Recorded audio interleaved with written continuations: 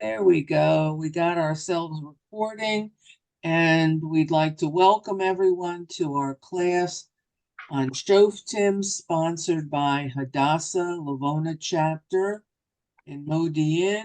We hope that you will join us if you're watching, that you will join us on Zoom during the class. We have just davened for our beautiful Chayalim, Chayalot. We have prayed that everyone will be safe, and in the merit of the terrible tragedy of yesterday with those 21 young and beautiful neshamas, we'd like to dedicate this class to them and hope their memories will be for a blessing and that their families will be comforted among the mourners of Zion. We also have two lovely sponsors today for our class. Becky Wenner is sponsoring class today for her father, in a memory of her father. It's his yahrzeit, and his name is, and I'm going to tell you that in a moment. Sure. Okay, hold on. I have it written down somewhere. Asher, Asher Anshel Ben so why don't you go ahead and say Asher Anshel Levi. Ben Levi. This is Becky Wenner's father, who was a baker, and we thank her for sponsoring the class. And Sue Halsdorf, in memory of her beloved husband, Riley, Asher Aryeh, and is that right? Asher Aryeh Ben David Mayer, who was her beloved soulmate, and we hope that he is smiling down on her as she makes a beautiful life for herself, her family, and is active in her community. And we thank both of you for sponsoring today's class. Anyone who would like to sponsor class is more than welcome to. You can let me know, and you can make a donation to Hadassah Lavona chapter, to Xenia Cohen or Sandy Wine, and all your donation goes to Hadassah Medical Center. So we hope that you will continue your generosity, because the Hadassah Medical Centers are trying desperately to heal the wounded and the broken from this terrible war. And we hope that you will make your donations, whether you sponsor class or not. So I thank you all very much, and I welcome you this morning, this rainy Wednesday morning. And the reason that I'm saying rainy, point out the weather, is because in a little while you'll see that actually rain plays a very important part in our lesson today. Okay, so let's get started. I would like to bring to your attention something that is very interesting. We had a wonderful shir in the community last night given by Rabbi Ian Schaefer through Ayelet HaShachar. It's an ongoing, it'll be a bi-weekly shir on Shoftim, actually. And I wanted to go and hear how someone else presents Shoftim. And I was very pleasantly surprised when Adele Wexler, and a member of our class, as well as Judy Marilis and Laura Wolfberg, were there to join me. And the shir was excellent. The rabbi presented very good information. However, I want to tell you and anyone else who goes to listen to anything about Shoftim that a great deal of his presentation was midrash. Midrash stories that are created by someone at some point, whether it's a commentator, a rabbi, we don't know sometimes where some of the midrashim start from, but what they do is they take a kernel of truth, a word, an indication, a suggestion, an allusion to something, and they make a whole story around it that may or may not be true. You And don't like midrash. that's right. Thank you, Linda. I I know. don't like midrash for first-time learners of a subject because I am text-based and history-based in my approach to learning. Yeah. And it's important for us to know what really is in the text and what really is not in the text. And I always compare midrash to taking a button, that grain of information that someone is writing about, and sewing a vest around it, making a whole story, as my mother would say, whole Geschichte, about something that may or may not have happened in the text or in the actual historical story. So while he was excellent, and I certainly appreciate the midrash that he tells, I am, as all of us who were there last night realized, that it was very, very midrash based. So I'm glad that you're with me. When you go and hear some of these shiurim on the same material, if you hear something new that you haven't heard in class, it's because it's probably midrash. So you can ask the speaker it's midrash or whether it's text-based, so it'll clarify why you haven't learned it here in class. So I just wanted to give you that heads up. I hope that you'll go to the subsequent shears and support this very worthwhile cause. Now let's get back to our, that was like a paid political announcement, but I wanted to get it straight, because sometimes people say, well, we didn't learn that in your class. That's right. You didn't learn it in my class because it's midrash. Okay. So, and if you do learn it in my class and it is midrash, I will definitely tell you it is midrash. It is not text-based. Right. So having said that, last week we did a comparison. We did the list of Shoftim in the 400 years of the period of Shoftim, the 12 / possibly 13 Shoftim from the book of Judges, and the skirmishes and wars that they were involved in. And we then took a look at the modern history of the state of Israel and the 15 wars and skirmishes in 75 years that the state of Israel has gone through.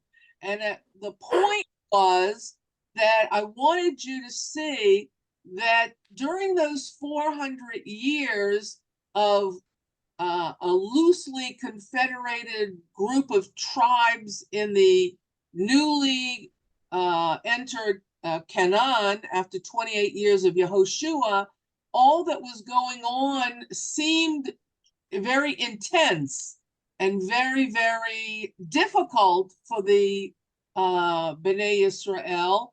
But over 400 years, you spread that over 400 years, you have 80 years, 40 years, 30 years of peace.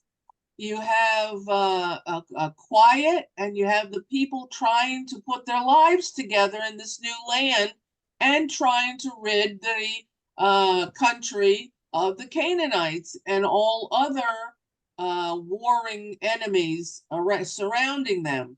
In our case, in the modern state of Israel, we are also fighting the enemies that surround us. We are also very concerned about what's going on internally as well as externally. And we find ourselves, even though we live in a Jewish state, we find that we have a lot of internal foes, and they could be Jewish, politically, socioeconomically, not on the side of the right side of the divine presence of Hashem. And we often get a reminder from God that we're off the derech. So here we find ourselves. Let's see, last week we talked about the methods of war that and I'm going to show you some. We talked about the methods of war through an article of someone that I found very interesting, and I'm going to show you that.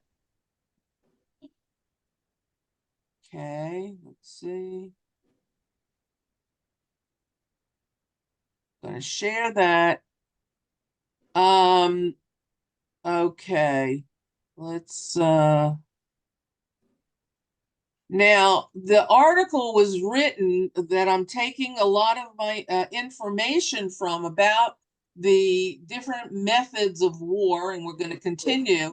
But some of you asked who this person was, and I think that it's very interesting to note that he was a rabbi, Dr. Dov Zakheim.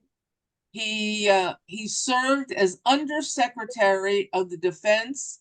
He was a controller and the chief financial officer during this period of time. He was Undersecretary during the time of Reagan, President Reagan in the United States. And then I decided just to find out who exactly he was, because we never know who these people are, these names, if they're not familiar. So let me have some, I'm going to have you read this because it's a very interesting history of who this person is. So it'll give you a perspective, and then we're going to go into the lesson. Okay. Becky, can you read this for us right here? That's it. Can you see it? Financial officer from 2001 to 2004, and as Deputy Undersecretary of Defense, Planning and Resources at the Pentagon, 85 to 87. Okay. In the Reagan administration, he held various Department of Defense positions. There was some controversy in both the U.S. and Israel over Zakheim's involvement in ending the Israeli fighter program, the IAI Lavi. He argued that Israeli and U.S. interests would be best served by having Israel purchase F-16 fighters rather than investing in entirely new aircraft. He left government service in 87. Proponents, such as the minister without portfolio, Moshe Aarons, advocated that Lavi was high prestige program, asserting that Israeli technological capabilities and would work to the nation economic advantage. Lavi's supporter Moshe Aarons offered his resignation, refusing to be associated with the decision to terminate the aircraft. Now, this is a very interesting piece of history. Israel, for those of you who are not familiar with the Lavi fighter jet, it was a very big program that Israel was putting on the table, that they wanted to make their own planes, and it was countered by this Dov Zakheim, as well as many others in the Pentagon, because they felt that if Israel started to make their own planes, that they wouldn't purchase their planes from America. So it was not only a defense type of shutdown of Israel, but it was also forcing, like they do now, America forced Independent, uh, forcing independence and on America, right. which is a big mistake, I Yes, think. yes, a very big mistake on many levels. Had we Yep. continued with the La Vie program, we possibly would have had much better aircrafts, although nowadays, one never knows. I do know from personal experience, because I have a cousin who does this. My cousin translated over the years many of the manuals of the aircraft that America sold to Israel from English to Hebrew. And so he often saw these planes being bought from America, brought to Israel, and re-outfitted by the Israeli government, the IAI, the industrial Israel Aircraft and Industry, and Israel would adapt it for our needs. So it's a very interesting thing. So Moshe Aarons at the time in the government was very much opposed to this, and when it was voted against Israel, he resigned. So the political involvement of other countries in our business is so disruptive on many levels. And you find that, a world opinion is not only in Shoftim, but you find it here, and things sometimes just never change. So let's continue on our lesson. And now we talked about the types of warfare that we encountered in the book of Shoftim. Last week, I think we mentioned that the first judge was Othniel Baz, and that he was actually very, very serious about, he was from the tribe of Judah, saving his area because it was such a large piece of land from the Philistines, and he was successful with the help of his fellow tribesmen from Shimon, and that was a regular kind of combat, foot soldiers, fighting foot soldiers, etc. And as you know, it was in the time, these were taking place in the time of the Iron Age, but because we had entered Canaan without weapons, because we were slaves, had wandered the desert, we did not have resources to make the any weapons except swords and slingshots and bows and arrows and knives, things that were quite crude but effective in hand-to-hand combat. They were not as effective as those who they fought against, especially the Philistines, who had armored chariots, as did other countries who fought against us. We had no chariots, and we had no access to making those chariots. Now, another thing is we didn't usually have the financial resources. So there was no central government during the Shoftim time that said, all right, we have a war department, we have defense ministry, let's allocate a certain amount of the taxes that we collect to building an army, building a war chest of resources, and we'll have a machzan, a closet of our weapons, where when we go to war, we will take from, all the tribes will take from this centrally located war chest, and fight our enemies. No, that didn't happen. So what does happen is that if you don't have things that you need for war, then you invent stuff, or you come up with plans that will be very, very helpful to you. Now, we learn that after Othniel was Ehud. Ehud was was very interesting. We learned about him last week. We're not going to He's go. killed the king. But he kills the king it was shock and awe, and because he was a left-handed soldier, and the guards never checked his right side where he would take the sword from. They only checked the side where everyone who's right-handed would have a sword. So too bad for Eglon, the king of Moab. And that whole process that Ehud created a victory from was called decapitation. Not it means taking the head of the enemy out, killing the head of, and then the rest of the enemy kind of falls apart.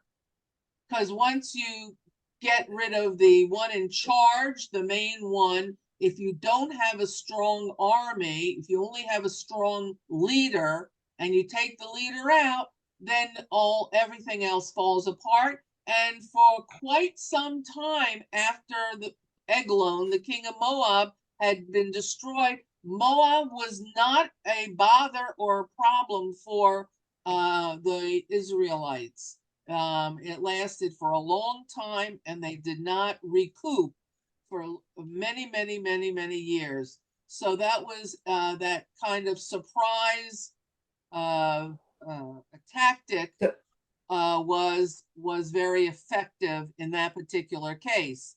Now we come to another. So we have our regular foot soldiers. Then we have this concept of decapitation, taking away the head of the army or the king of our enemy. And then we come to another unconventional warfare.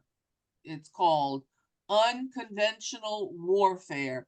And unconventional warfare takes us to the third of the judges, the Shoftim, Shamgar.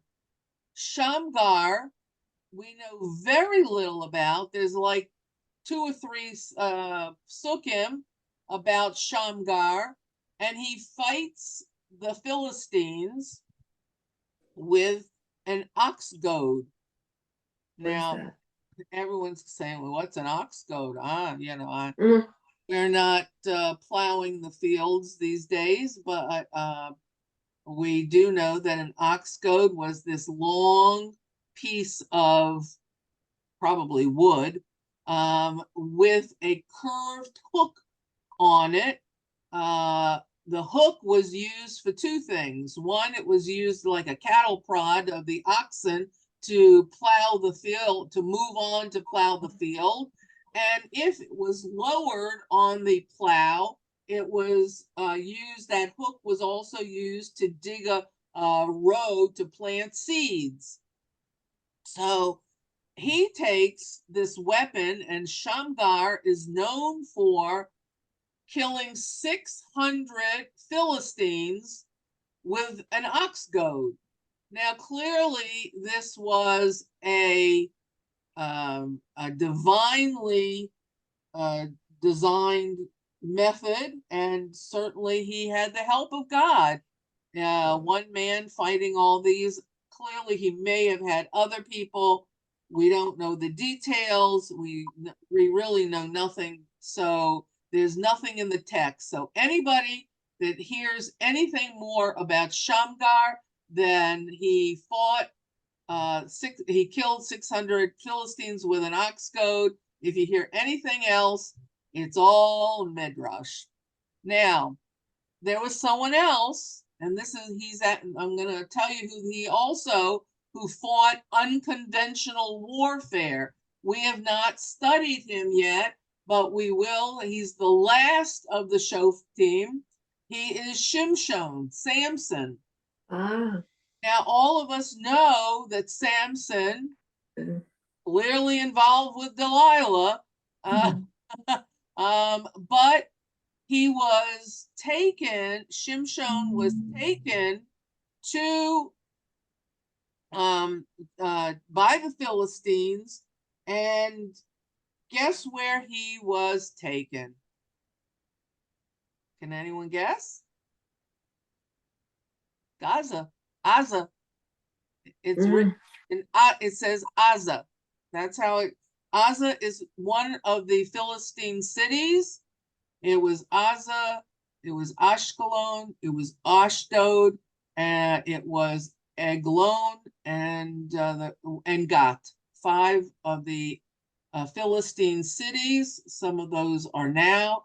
My question is, if we took Ashkelon and Ashdod, why didn't we include Gaza in our country? And we would not be going through this. However, that's just an aside. Sorry, little Okay. commentary. So That is called, excuse me, that is called Ronda's Midrash. exactly. No, it's a truth. It's Ronda's Midrash. So, so here we have Shimshon, who is dragged by the Philistines back to Gaza, and he slays 1,000 Philistines with a donkey's jawbone. Clearly an unusual and unconventional warfare type of defense program. And of course, we certainly know that in the end, when Shimshon could no longer fight against the Philistines because his hair was cut by Delilah, and I'm not going to get into all of Shimshon now. We'll learn him as the one of the last Shoftim. He had a very unusual lifestyle. He also had a very unusual history himself and his relationships with others, and we'll go into that. However, in the end, when he was tied between 2 pillars in the Philistine temple in Gaza, in Gaza, his strength returned to him one last time, and he was able to pull the pillars from under the ceiling of the roof of the temple and to destroy all the Philistines that were there. So this was also considered the unconventional warfare of a leader in battle. Very interesting. What, I'm sorry? Comments so far? So that is another. We have regular artillery, on the battlefield combat. We have decapitation. We have now unconventional warfare. And the next battle that we talk about is brilliantly operational battles. This is Devorah, the Shofet Devorah, and Barak. Now, Barak was not a Shofet, but he was the general of the army that she had fight this war. And what she does is very, very brilliant. She has she was also a prophetess, so she had a bit of nevuah, and she was very excellent in her conception of how this battle was supposed to be structured. And she says to Barak, she tells him how she sees the battle taking place and where. And he says to her, I appreciate all that you want to tell me about this battle, but if I'm going to execute this, you're going to have to come with me. And she says, okay, I'll do that. But she says, if you take me with you, you will not be the sung hero. It will be someone else. Now, you would think that she was referring to herself because she planned and had him execute this particular battle. But no, and she was referring, because she had Nevuah, to Yael, who was up in the north, who kills Sisera. Sisera is the general of the northern coalition of the armies. He had a whole bunch of countries under him, and he was the head general who fought against Devorah and Barak, and he loses. Now, we learn a lot of things from Devorah here in this particular war, and it was a war. It was a huge war. First of all, it was a war with the king Yavin of Hazor, that we learned had this huge coalition of soldiers, and he was said to have 900 chariots. So this is the first time we hear of chariots entering warfare, which means a tremendous amount of mobility in a war that the Israelites did not have. Now, his pride and joy was these chariots, not necessarily his fighting men on the battlefield. And what happens is, and this is divinely and earthly put together, because Devorah says, we are going up the mountain, Mount Tabor, which is up in the north. We will have the high ground. We will be able to see all the battlefield as everyone approaches the bottom foot of the mountain. And we will be able to determine when we will attack, when it is good for us to attack. And we will defend ourselves from the top of the mountain. And here comes all these foot soldiers, here comes these chariots, and they meet at the battle of the brook of Kishon. It was a waterway that was very near Har Tavor. And what happens is, and this is why I said today is a rainy day, is that Hashem sends rain and the brook overflows. Oh, Massive overflowing. Here come the foot soldiers in the mud. Here come the chariots in the mud. Mud, water. They were unable to move through the mud. And the minute that they get stuck and they can no longer fight, and now they're having to shoot their bows and arrows up the mountain in the rain, which causes them to have very poor vision.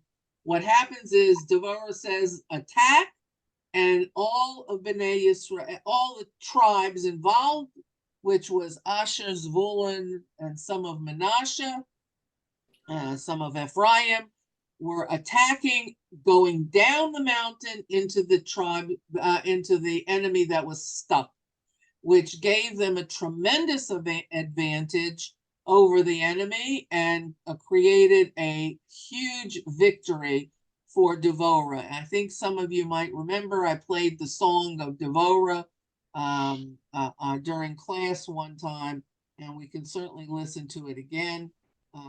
Now, one thing I do want to talk about is Sisera.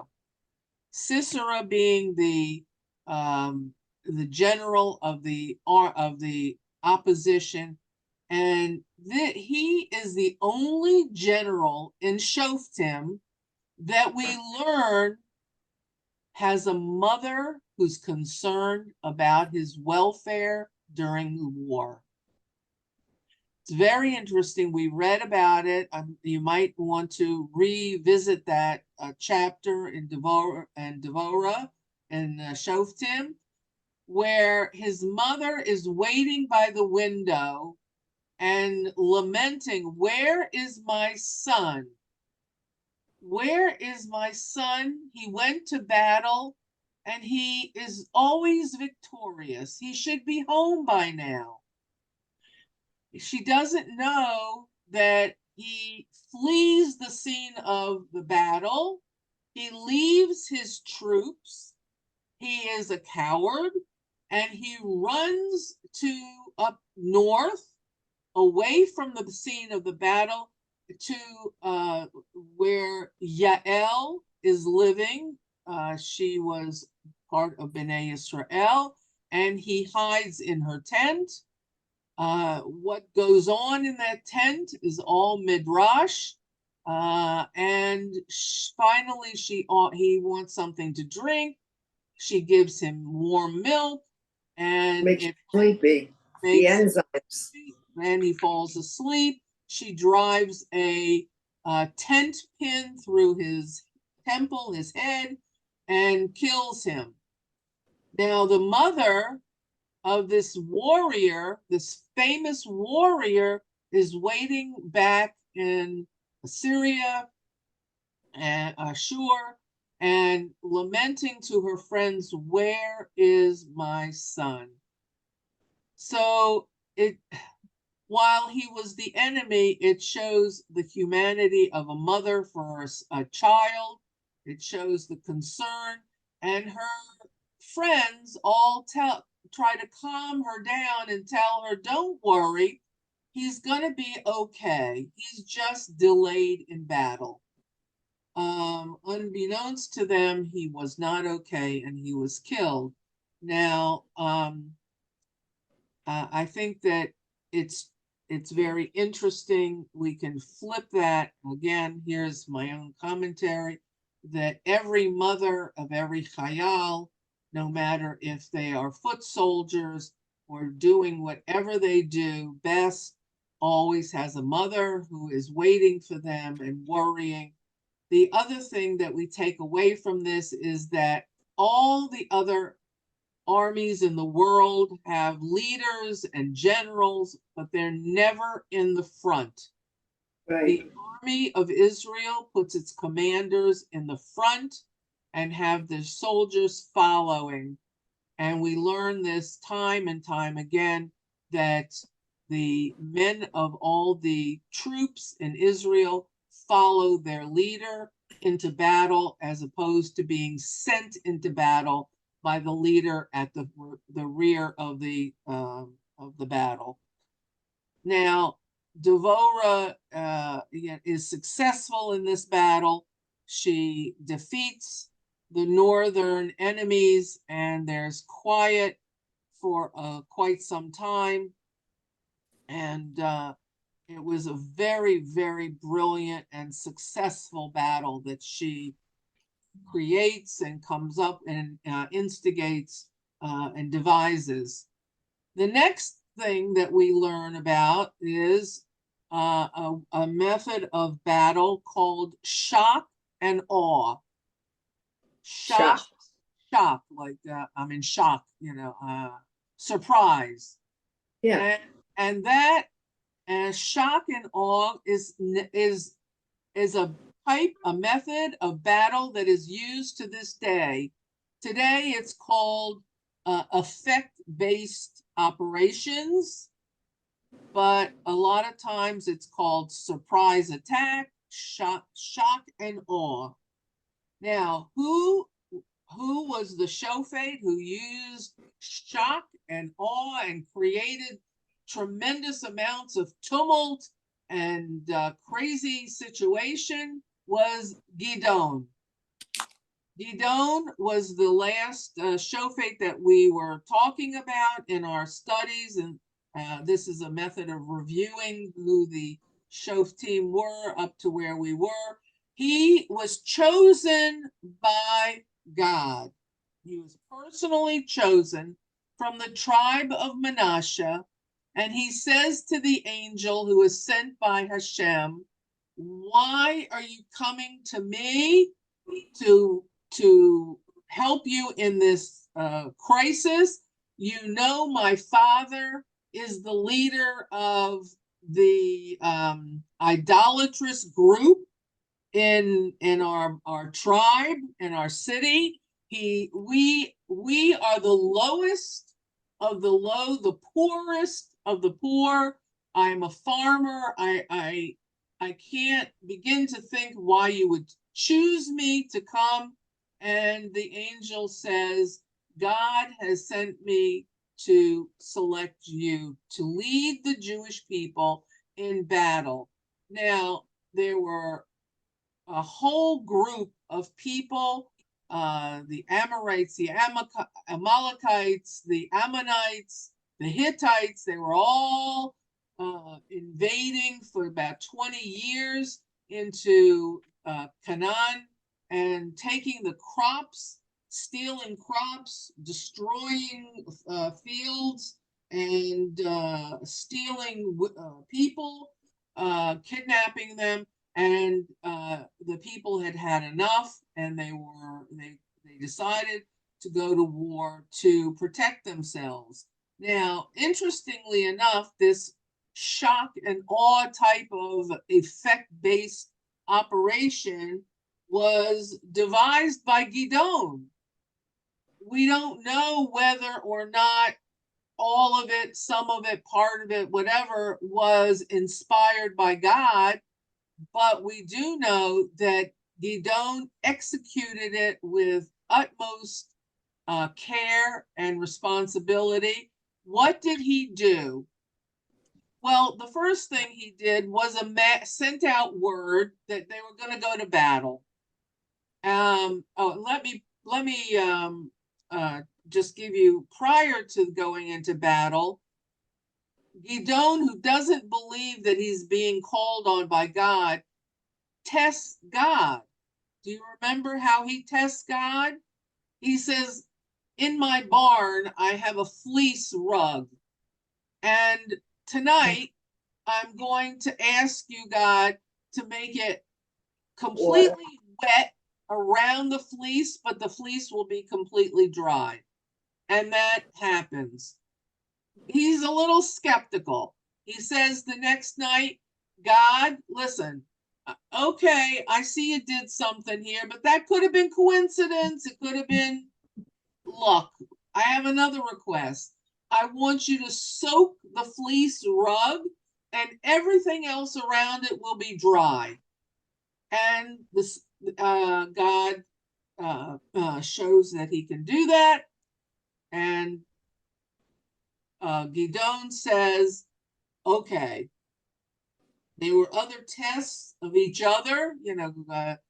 Hashem tests Gidon, Gidon tests Hashem. But the point is that Gidon was the first one who tests God before he went into battle.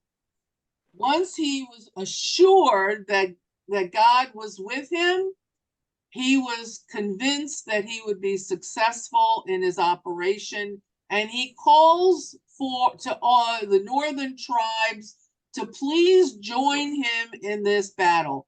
10,000 men come to join Gidon in the battle against all of these nations.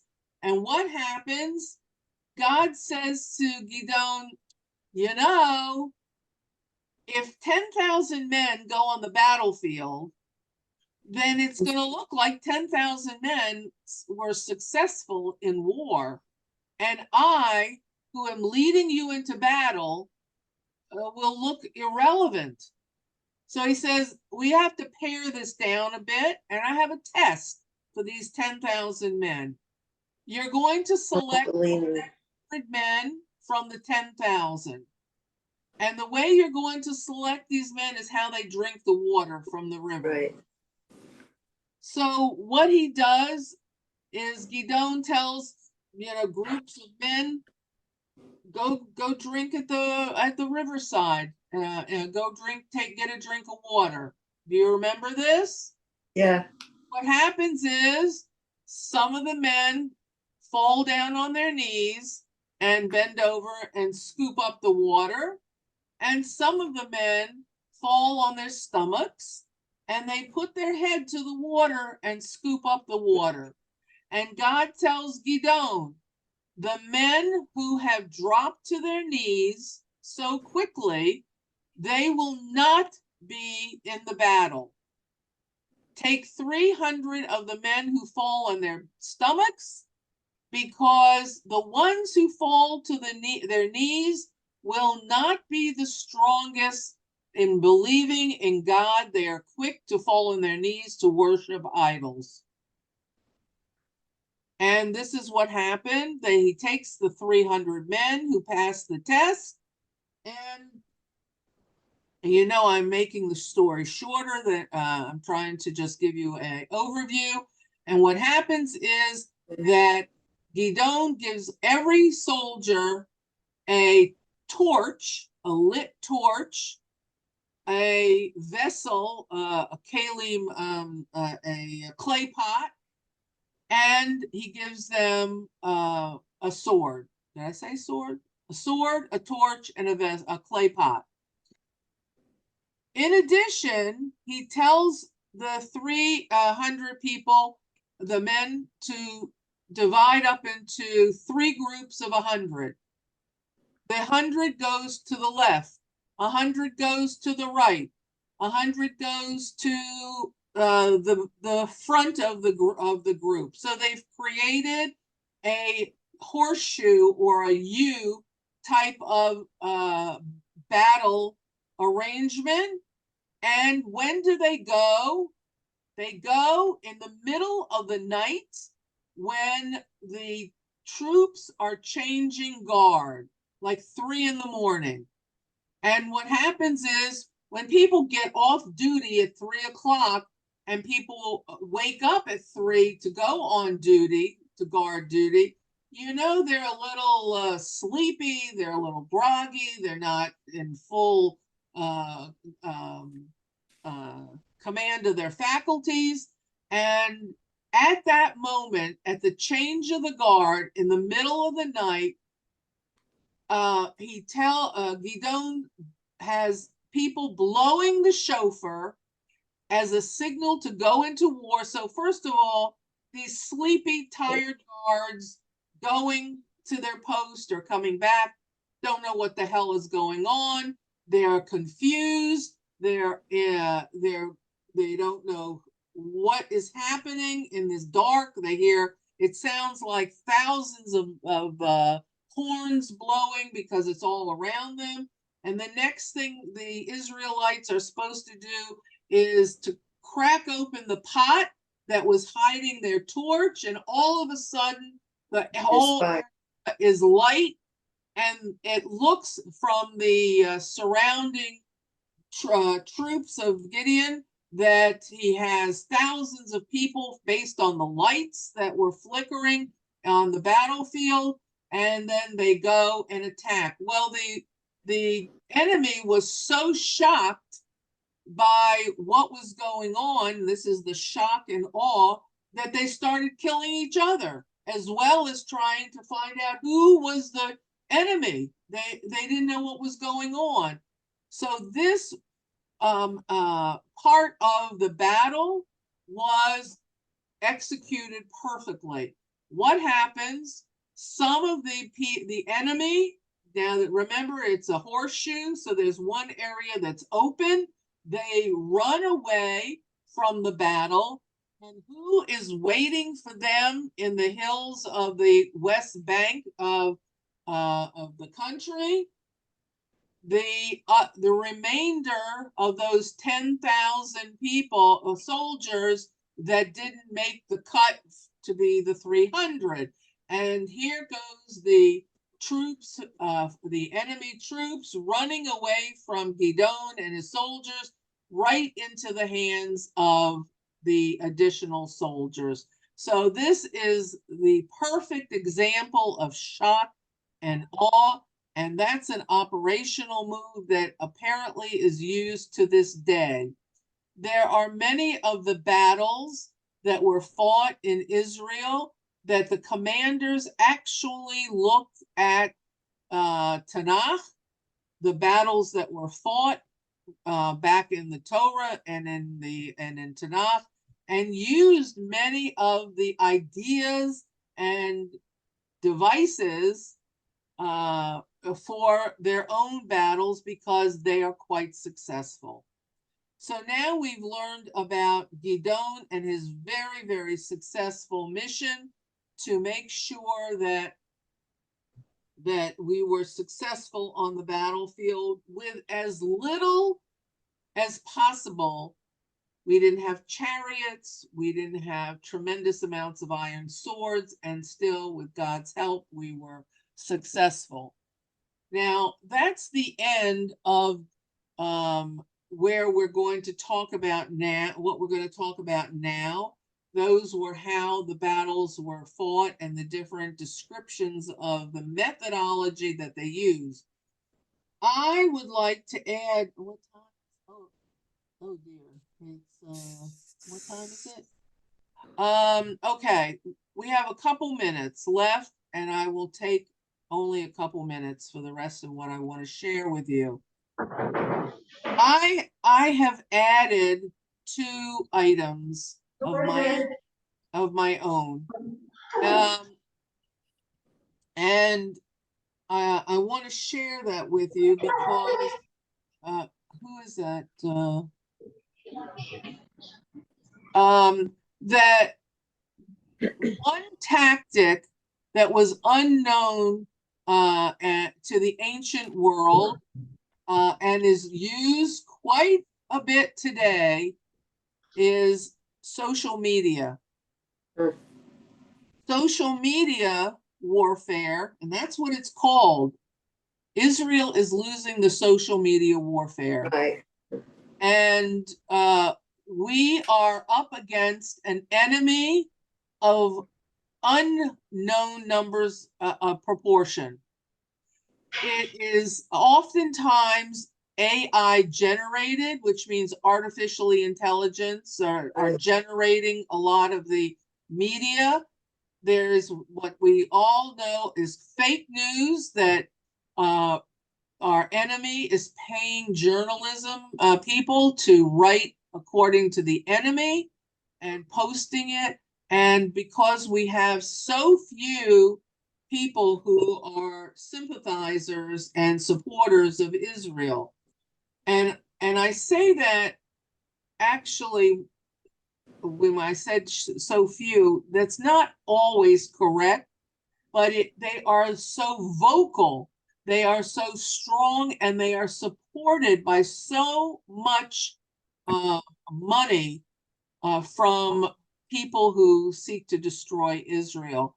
So the media world, the media warfare is something that wasn't in ancient times that we are up against now. And the other type of warfare that I want to share with that is my opinion is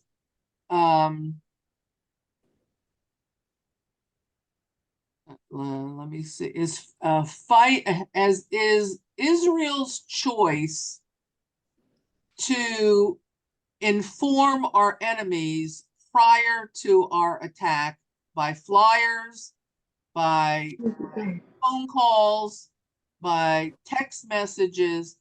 We are going to be bombing your area, says the Israeli government to our enemy on such and such a date. Please evacuate your apartment, your area. Please go to the south. Please go here. So we tell the people where we're not going to be. We tell them where we are going to be. And certainly that method of warfare may seem, in the scheme of things, as kindness to innocent civilians. But it's not. in my opinion, and this is my opinion, it is not helpful to our country. The world is going I think that's everybody's opinion that can think. the world is going to hate Israel, whether we're kind or not kind, whether we're helpful to the enemy or not helpful. And I think that our country has a responsibility to our own people and our own children fighting this war, to the sons and the daughters and the husbands and the wives and the fathers. They have a greater responsibility than to the enemy. War is hell. Nobody said war was pretty, whether it was in the times of the Shoftim or in the times of modern state of Israel. This is something I think that we need to revisit as a country.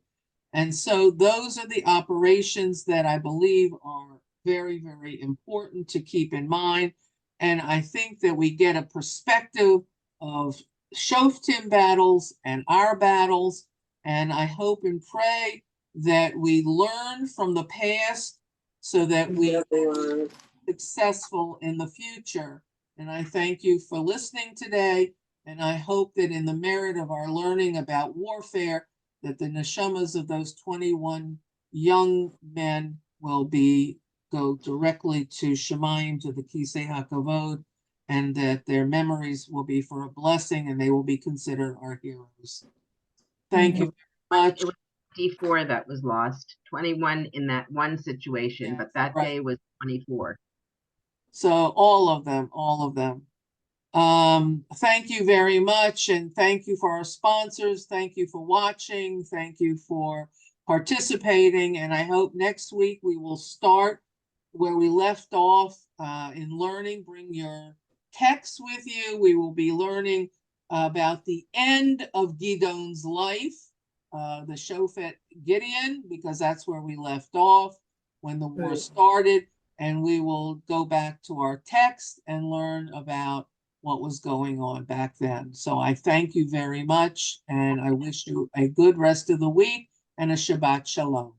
Thank you, Rhonda. Thank you. One thing before we leave completely, I think it's everyone's responsibility to put out information that is the truth as far as Israel is concerned on any PR way that you can possibly do it. I had chosen many years ago to get onto Facebook only for one reason, and to republish things that I thought was important. I came from a class in high school of many people that were Christian, and I have affected it. I have a number of people that are sending out information that is positive for Israel. I think if each one of us does that and affects even one person that sends out more information that's positive to Israel, we will be affecting PR. Exactly. And I don't, many of you are very articulate in terms of writing. You can write letters to the editors of the newspapers back home where you came from. You can write to your former congressmen or members of parliament. You can call the White House every single day for free and tell them how you are opposed to how America is handcuffing us in fighting this war.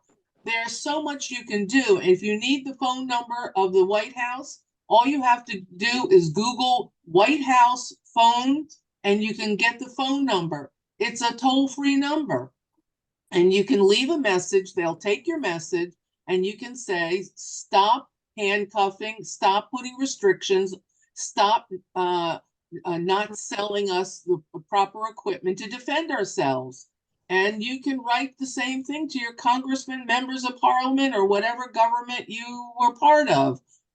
So there are ways, and you can try very hard to send, things that you see that are very, very important for people to know about. And it's very, very important.